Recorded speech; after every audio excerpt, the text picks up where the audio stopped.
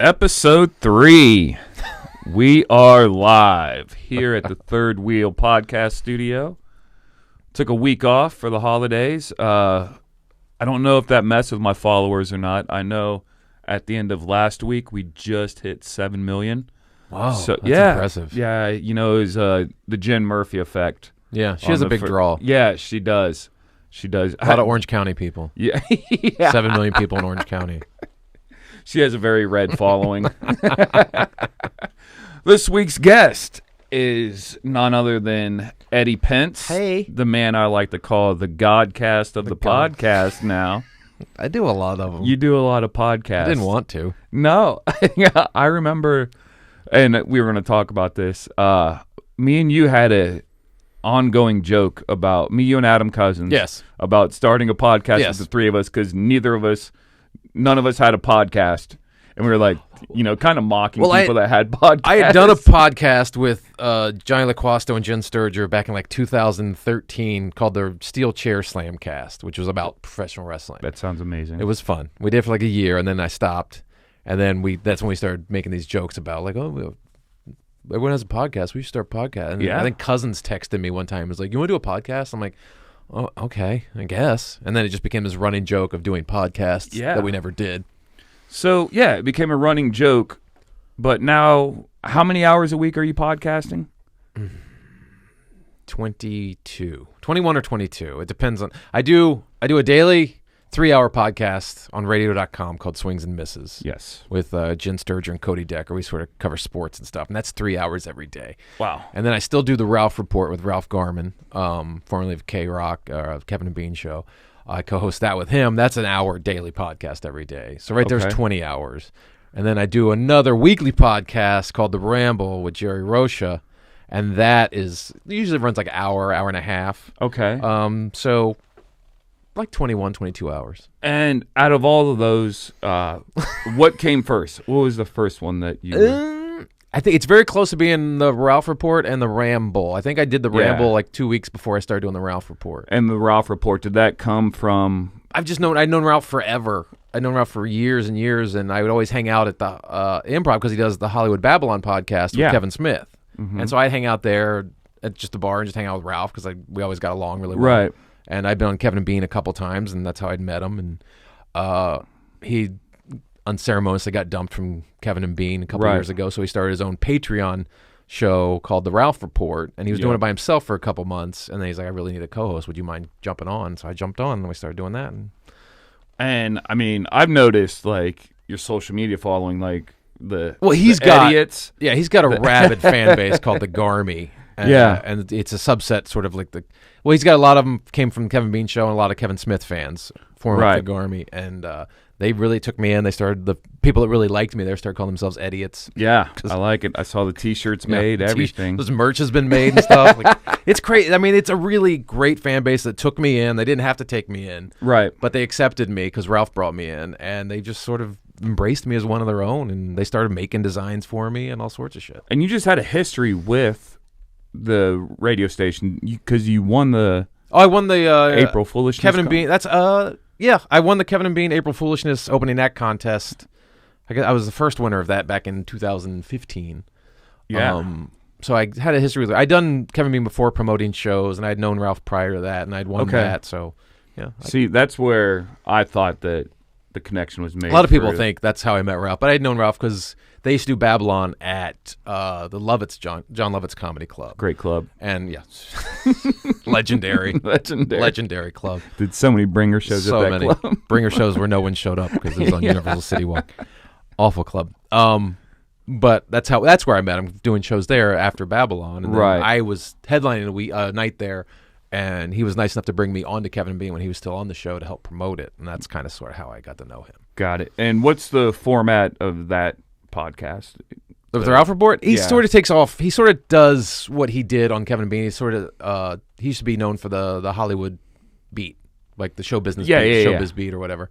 So he has that element to it, and then it's sort of grown over time where he's got like every Wednesday we do like One Hit Wonder Wednesday where we cover One Hit Wonder. Okay. Tuesdays we do TV Tune Tuesdays where we cover a famous hit TV theme song. Okay. Ralph's Sex You on Thursday, where we cover weird sex topics. Okay. So every day has its own little thing, and then we also have the Showbiz Beat, and then we do this other recurring bit, This Day in History, where we kind of go over this day in history. It's a pretty fun show. So it's a pretty fun show. Off the top of your head, top 3 TV theme songs. Greatest American Hero, Cheers, Yeah. and The Fall Guy. Those are my 3 favorites. Good selections. Yeah. Yeah. So- I'd say those are good. So you're doing that, Yeah. and this all came about from your Just knowing people. world famous stand-up comedy No. career. Oh, well, can we act like everything? it did? Okay, we did. There's millions of people listening right now. Look, if you're and- listening, you're trying to get into show business. It's not about performing on stage. It's literally about relationships you make with other people along the way. Right. And Every job I've ever gotten yeah. has been from a relationship I've formed with someone prior to getting that job. And do you have a relationship with Chris Frangiola? No. Oh, you should. He's this comic guy. I know and Chris. You know Chris? Yeah. Yeah, he's really good. He Yeah. loves when comics first start.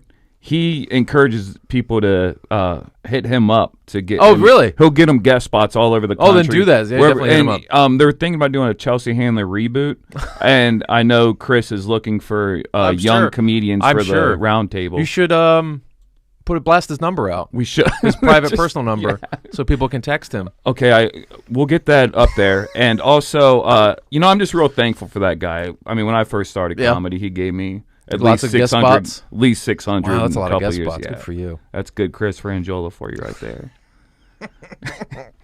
No, so where'd you start? I started in L.A., You started out here. which is terrible. Yeah, I kind of did too. Like, Yeah. I did a year. You're from Ohio, right? Yeah, I did a year in Columbus, but I wouldn't even say it was a year. Like, I would But you go- were on stage, didn't would you? go- Did you get on stage? Even open mics, I right? do open mics, but I do like maybe one a month and just be like, I'm a comedian. You know, Nailed it. yeah, I had a MySpace comedy page. We were talking about Really? that. Yeah, I After had. some open mics. Yeah, no, I had one before my first open mic. Did you have one? Yeah, but I had been doing comedy. I was actually on TV at one point before I did that. Yeah. So you start in L.A. I started in L.A. I moved to L.A. in '97. Okay. Started comedy '98 Okay. because I came right out of Virginia and I didn't know I didn't know where to start. Yeah. Had I known then what I know now, I would have gone somewhere else. I would have Yeah. gone to Seattle or Chicago or Yeah. Boston or New York, somewhere else to start comedy before Right. I come in here. Because it literally takes several more years to get on your feet I've noticed. to do it. And then I finally got in the swing of things like 2002, 2003. I got into Montreal Comedy Festival, 2004. Yeah. I was a new face there. And then I finally felt like I was in the groove there. Things started to click, started Right. getting the teeth. But it took like 6 or 7 years of doing LA comedy. So when you first start, like, what shows are you doing? Like, when being someone that just moved, because I had I don't want to say,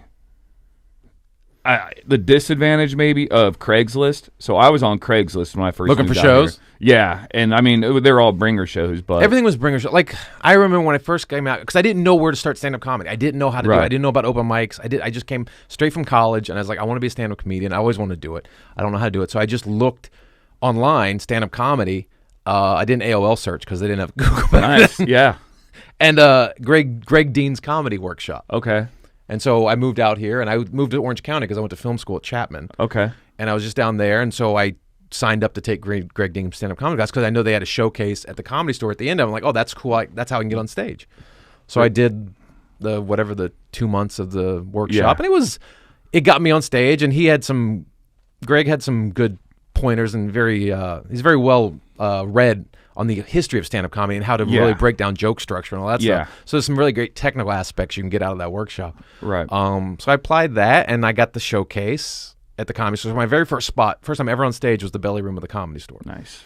And then after that, I just started like looking around doing open mics, and of course that first show you kill, Oh yeah. you crush, Yeah. because you think in your head, and it's a baby room because it's just pampered with people that you've brought to Yeah, the show. It's all yeah. friends, so you crush, and you haven't hit that bomb yet. You don't bomb till like the second or third time. Yeah. When you're just doing the open mic at the coffee shop, Right. and then you eat shit, and you're like, oh my god, What am I doing? this isn't fun. Yeah. This is awful. I was talking the other week about my very first time ever was at the Columbus Funny Bone. Okay. And it was, you tell all your friends. I had like 60-some people. Oh, show yeah. up to You come crush. see me. You crush. And you can just go up there and say anything. Yeah. You can go up there and just fart. And I mean, that'd still be hilarious today if a comic just went on stage and farted. You could keep it up for 45 minutes. I would start laughing. Yeah. But it was funny because I remember the owner of the club, the guy that ran the open mic there walked in. He's like, I might just give you the whole hour today. You have more people coming for you than we usually have every week. Just shows you the comedy club owner mentality. Yeah. It's about butts and seats, not what's on the stage. Absolutely. And it's even worse now. But that's why pro wrestlers are comedians now. Yeah. Because they put butts in seats. I just did a show with Rob Van Dam out in Vegas. Yeah. And you put butts in seats. Hey, but you know have the what? Name recognition. And I'll give it to him. I thought he was pretty funny. He was pretty funny. Like, he would... And I was very surprised that he wasn't telling wrestling stories up there. He was like... He was actually trying to do material. Yeah. So I was like, respect. Because I think that... Well, the easy way out would just be tell wrestling stories. Yeah, and everyone is going to be there to hear your wrestling stories. So, but then again, if I went to a Rob Van Dam show, I'd want to hear wrestling stories. Absolutely. Absolutely. That's the catch-22 of it all. There's a lot of them doing it now. Yeah. Jake the Snake's Jake Snake, Hacksaw Jim Duggan. Is he doing it? He was doing it. I don't know if he's still doing it. He did it for a little bit. I think they all try it. I know Johnny was running around with Rikishi. Yeah, they all try it. I know Dolph Ziggler's still does it. Yeah, well, yeah, he's actually like... He's been on Comedy Central and stuff with the roast battle and stuff. Yeah. That's crazy. I mean, it's about putting butts in seats. If you have a name, you're on TV every week, you can headline clubs. And I mean, there's certain comics around town that like just have a name that if they sign off on you, then you're going to get all their following. You've kissed the brass ring. Yeah. And the rest of us just have to shut up and you still keep working. I enjoy going up performing, and I've been able to carve out a living doing this podcasting thing. And that is so I still do incredible. Stand up, so that is so incredible. I don't have any complaints. Yeah, no, I always tell my girlfriend when we talk about the end plan with comedy, she was like, and she's right. She was like, you want to be known so bad. I was like, of course. Like I know it's a nightmare for some people, but I would love to be able to like be in a restaurant. People know who I am from comedy and everything. But that's not like the end plan. Like if I could ever just live off stand-up comedy and my new world famous podcast, like 7 million listeners, right? It's probably up to 9 by now. Probably now that since I came on, I'm gonna have your following. That's exactly See, right. that's what we did. We just started. You're leeching my listeners. That's what I'm doing. It's not cool. That's what I'm doing, dude. That's what I'm doing. So, but it's hard to make it as just a stand-up comedian. You have to be doing the other things. You have to doing the podcasting and like everything. You have to do other things to grow the audience. Like I worked for so long. I'd done TV spots. I had been on the road, and I haven't gotten the type of response I've gotten since I started doing all the podcasting. Right. Like, I've gotten so many more fans that way. I was able to pay for, I did an Indiegogo last year. I was able to raise enough money to shoot my own comedy special just from podcast fans. Yeah. So, and that's in the can now. I'm getting ready to sign it with Comedy Dynamics is going to take it and try to distribute it. So that'll be good. But like that's all due to not working as a stand-up, but as doing other things. Well, what's crazy for me, and I never told you this, I have an old roommate who now lives in England or something. I don't know. He doesn't live in America anymore. But I posted like a photo with you, and he hit me up. He's like, I listen to that dude every day on the Garmin Report. Oh, really? Yeah. That's so funny. He's like, do you actually know Eddie Pence? I'm like, yeah, I know him. So famous. Yeah. But it's weird because people can listen to you from all over the world. Right. Whereas before, as a road comic, you had to go to each city multiple times to like sort of create that fan base in those multiple cities. And now with podcasting, you put out something every week from your home, and you can get thousands upon thousands of people to listen to it. Do you think it's taken the place of the morning radio that comics do when they go to town? Do you think that they're still... I think radio listeners are different than podcast listeners. It's a different group that listens. I mean, people still listen to radio for whatever reason they listen to it too, but I think people listen to podcasting because it feels like you're in the conversation. Right. Like podcasters, it's a different type of person. They listen to that podcast because they can interact with the podcasters, and usually the podcasters are very interactive with their fans, more so than radio. Radio have call-in people, but it's more for the bit that they're doing. Right. Whereas podcast listeners tune in and they feel like, hey, I'm sitting in the room with these guys. Yeah, and I've noticed they feel like they have a relationship with the podcasters. Whether they do or not, in their minds, they feel like I listen to that every day. They're in my ear every day. They're friends. They're family. Right. I notice myself doing that, like when I'm just driving somewhere, if I'm just like walking somewhere and I'm listening to a podcast, like I notice myself chiming in out loud on things. I'm like, wait. Well, you're also, the podcasters are also talking about personal things and things in their issue. Whereas, like, you're listening to morning radio. There's bits they're doing. There's, they're interviewing guests. They're not really giving you. They're giving you a little bit of personal information, but it's still a show. Super personal. Yeah, and it's still segmented, and there's still commercial breaks, and it's all. You're listening to a TV show. Yeah. Whereas podcasting, it's just sometimes an hour, 2 hours of uninterrupted, just people telling you everything about themselves. Well, what I noticed next, here's me plugging some dates. The 19th through the 21st, I'm at the Funny Stop Comedy Club in Cuyahoga Falls, Ohio. Nice. And that's gonna be cold as shit. Oh yeah, I bought a winter jacket for this month because next Friday I'm at the Club Comedy in Seattle. Oh God, it's a real fun room. You've done it before, haven't you? It's a super fun room. It's like really intimate, but like still, I mean, when it's packed, it's fun. Yeah. So I'm there, Ohio and Arizona this month. So I bought a winter jacket just for this month. Doing some road work. That's good. I'm trying to, That's good. I'm hardly on the road at all anymore. But what I was going to say is like the show in Cuyahoga, we do morning radio on the Friday. Yeah. And I remember last time we did, I was like, oh, yeah, morning radio. Yeah. Fun. And I was like completely hungover and everything. So I let the headliner, Sean Lynch, I just let him take over the interview. And I'd chime in like once every other minute or something. But every time I'd like say something, people would forget I was even in the room. But the craziest part to me was, and they're like, all right, and now the next 12 callers, we have 2 free tickets for you. And I was like, in my head, like, oh yeah, watch these phone lines light up. And sure as shit, like once they said that, you just saw all the phone lines light up. I'm like, oh wow, I guess like there are still like there's still tons of radio like listeners, small town USA too, where people are like, I keep forgetting that I live in LA, where I could go out here I got a bar show tonight that I run. I could go out here right now and be like, 2 free tickets to anybody that would just please. I'll pay you to come. Yeah, I got drink tickets if you want them too. It's LA. There's 1,000 shows on every single night. Yeah, so it's not novel. And then, that's why I like those small towns. Because those people have nothing else to do. Yeah. So it's like, oh, well, let's go to the comedy show Friday. Yeah, they don't even know who's on stage, and then they don't care. I love playing those rooms. Yeah, it never matters who the headliner is because the club's always packed and the room's always hot. Yeah, it doesn't matter who's in there. So speaking of road, going back to the beginning of your career, do you remember your first weekend somewhere? Do you remember like your very? I did my first weekend. I was hosting for Pablo Francisco at the Ontario Improv. Oh, okay. That was the first time I'd been like paid for a weekend at a club. Yeah. I'd done other small rooms. I'd done like the DC.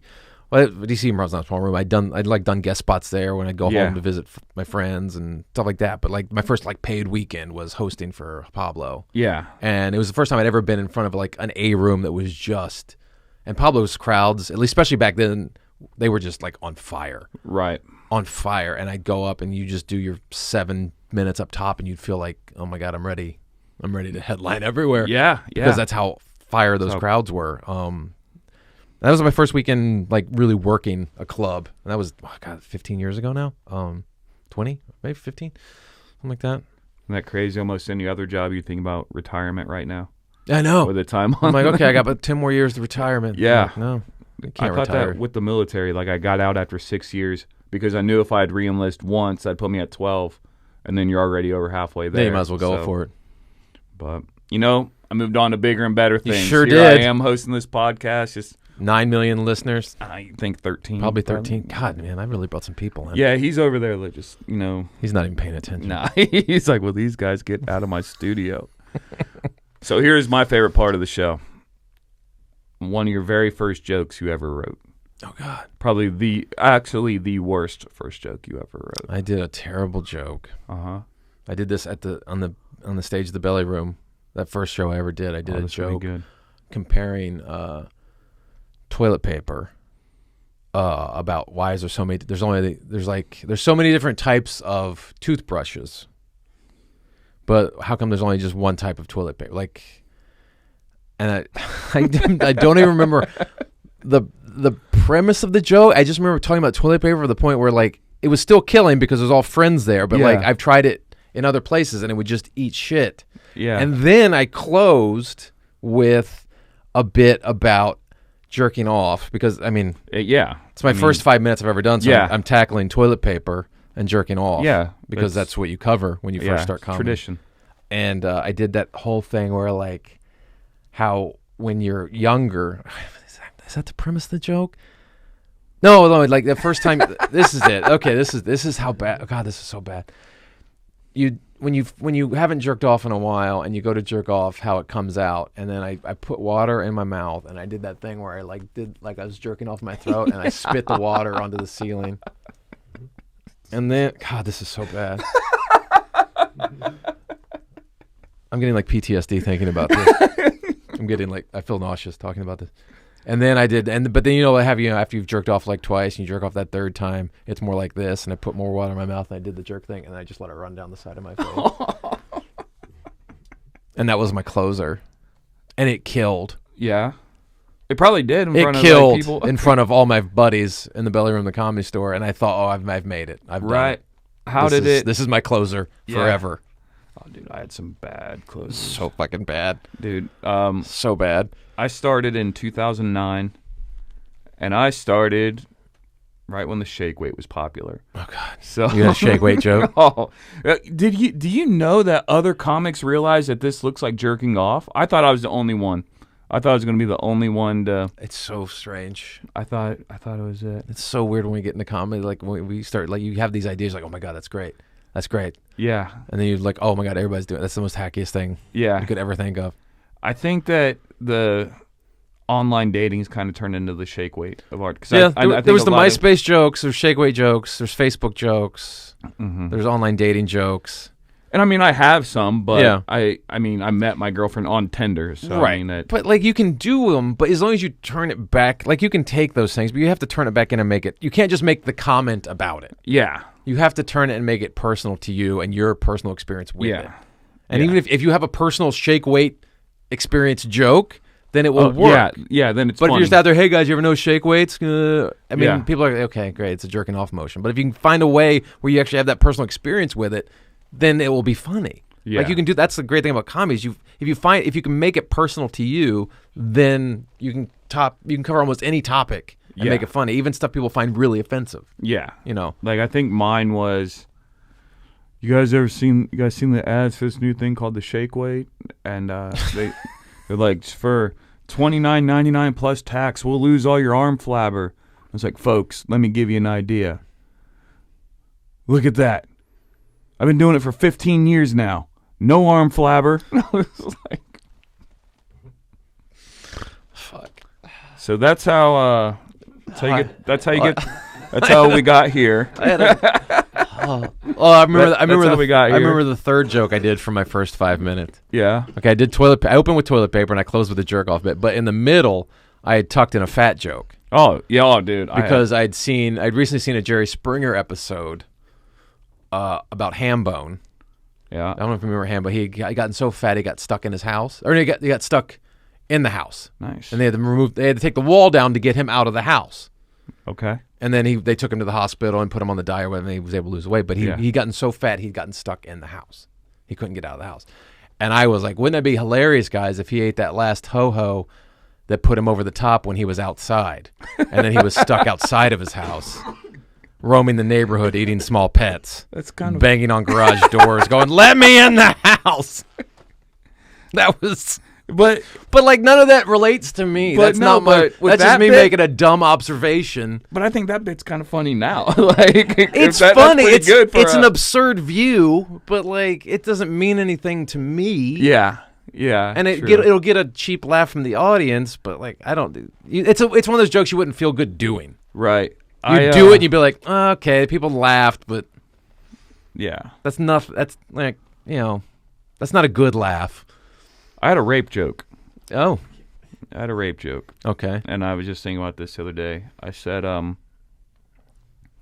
was like, women. I'm a real sensitive guy. Yeah. I cried the first time I lost my virginity, and I still haven't forgiven my uncle for it. But at least you put the rape on you. Yeah. It's like, yeah. That's not a third person you're putting on.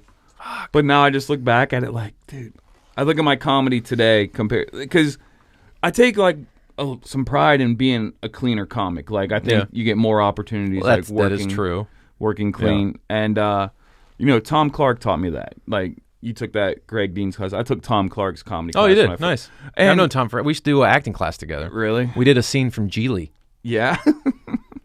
He was, I admit, he was one of those, he was honest about it when he first started his class. And he was like, let you know, friends, like, I'm not going to be able to, make you a big name comic or anything, but he's like, I've been doing it for so long, I could tell you what's funny and what's not funny, and I can help you write. Yeah. So pretty much I got a great open mic every week because I'd go up there and you get a brand new 5 to 7 minutes depending on how hard you work. Yeah. So I actually took it twice. Like I was like, wait, that was great. I want to get it. So, but he always taught me that stuff. Like, just work clean. There's no need to. He's like, you know what you're doing. Just stay clean. And then I went home and I still have all my first clips, like 5 minutes and everything, like on. Like buried now on my YouTube. Like no one's allowed to see these. Like I think you should get up. I know some comics are like, let work clean. You'll get more opportunities, and you will. There's more opportunities to work clean. You'll get more. You'll get more plays on Sirius XM. You'll get more money because you'll get more plays. You'll get more TV opportunities. There's that stuff. But you're also doing stand-up comedy, which is really kind of the last bastion of free speech. Right. And you should be able to say what you want to say, however you want to say it, and drop the occasional F-bomb or whatever. I mean, don't go up there and just be dirty for dirty's sake. Right. But like I said, if you can make it personal and you make it appropriate to what you're talking about, then it doesn't matter what you're saying. Right. Yeah. So I agree some with like work clean. And I definitely agree with that. Yeah. And I'm not sitting up here saying I'm like the cleanest comic. Yeah. I mean, we've done shows together. Oh, yeah. I still have like, but I definitely, I mean, I'm not, I don't try to be offensive by any means on that. And like, I look at, like, I think Anthony Jeselnik, I think he's an amazing comedian. And the only thing, my only gripe about him now is that brand new comics that just think that they can be. And I'm like, hey, dude. But I mean, he had to go through that. He had to work, and that his audience had to find him. Yeah. He had to keep doing that and pissing people off and offending people and having people probably walk out of rooms.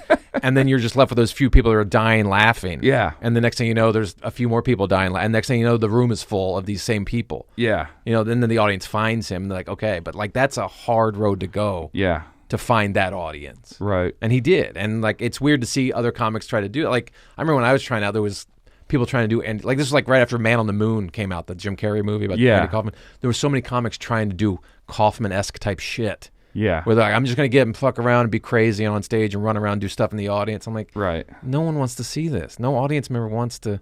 Yeah. Kaufman had a plan. He didn't just go up there and act crazy. He was doing things intentionally to get.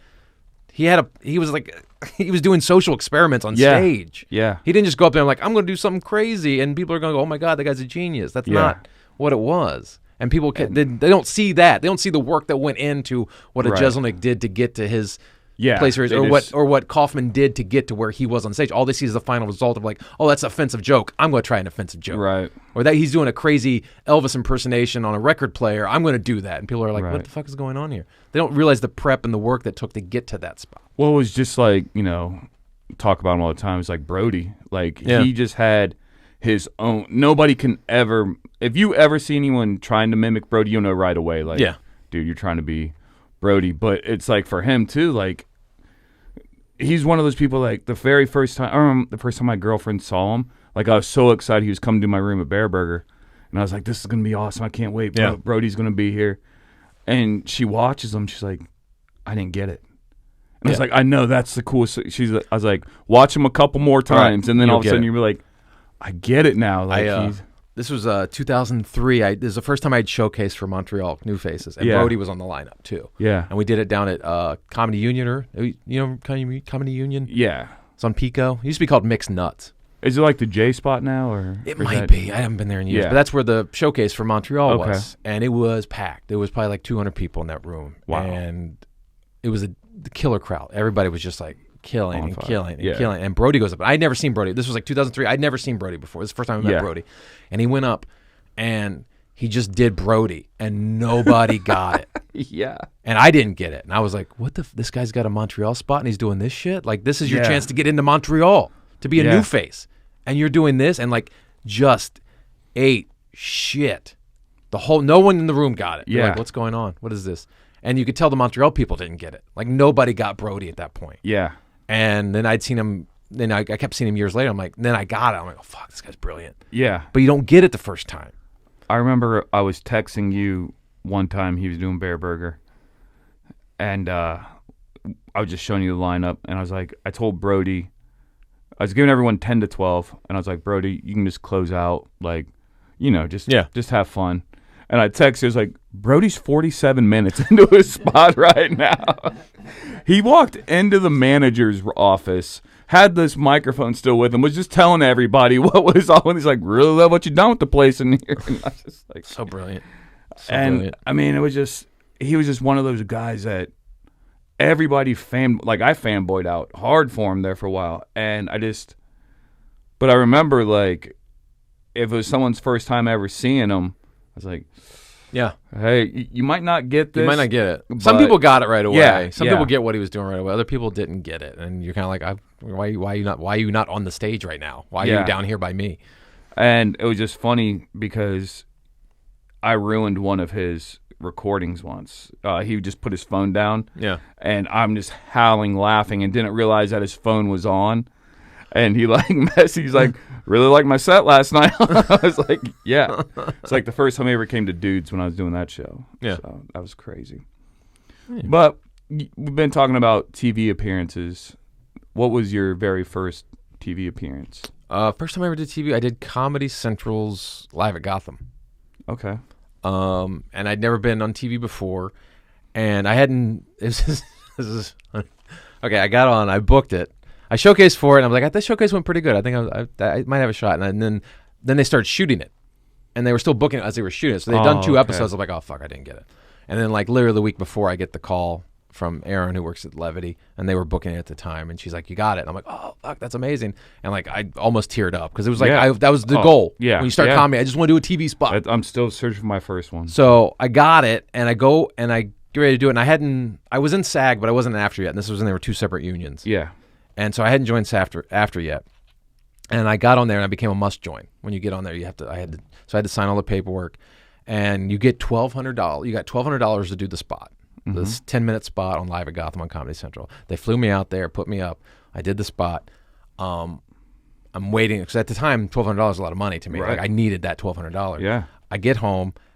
2 weeks later, I get a letter from AFTRA in the mail for a bill for $200. Because the join for AFTRA was $1,400. So they took my whole check. Oh, man. And then I had to pay $200. So I literally, for my first TV spot, I had to pay $200 to be on Comedy Central. I think I'd do it, though. Oh, absolutely. It's the time of my life. It was amazing. Yeah. It was a great time. Do you remember anybody else that was on that show with you? KT Tatara did that show with me. I'm trying to think. I only remember KT. There's a couple other. They're really funny. It was a really funny show. They filmed our third, but our show went so well they made it the first show of the series. Oh, wow. Nice. And I think everybody else in there got a Comedy Central Presents, but except me. I didn't get. I never got a half hour to that. Everybody else got one. Still waiting. Maybe. Still waiting. No, Still waiting. I've given up on Comedy Central. Yeah. I've aged out. Too many gray hairs. I shaved this thing last year. Yeah. Came back this year like. That's all white. Well, yeah. Santa Claus beard. And That's at nice. first I was like a little upset about it, but now I'm like, No, I'm ready for lean it. into it. Yeah, we got it. Let's it. do this. Let's do this. Where can people find you at right now? You can find me. You can check out many of my podcasts, Swings and Misses on radio.com, 10 a.m. to 1 p.m. every day. You can find me on the Ralph Report on patreon.com. We release that daily every morning at 5 a.m. daily. And then I do The Ramble with Jerry Rocha. You can find that on iTunes or Spotify, where you get your podcasts. And you can find me on Twitter and Instagram at Eddie Pence. Any shows around town or anything? I'm putting this up right away. So Putting it up right away? I I don't have anything. I might be doing a live. I don't know if we haven't confirmed it yet, so I don't know if I should say it. But we might be doing a New Year's Eve live show of the Ralph Report at the Improv. Oh, possibly at 8:00, and then he's got Hollywood Babylon with Kevin Smith after that. But we'll see. Amazing. Well, thank you so much for coming on, Eddie. Thanks Pence, for having me, Justin. We'll have you on again soon, Glad buddy. we could finally podcast. Yeah. All right, guys.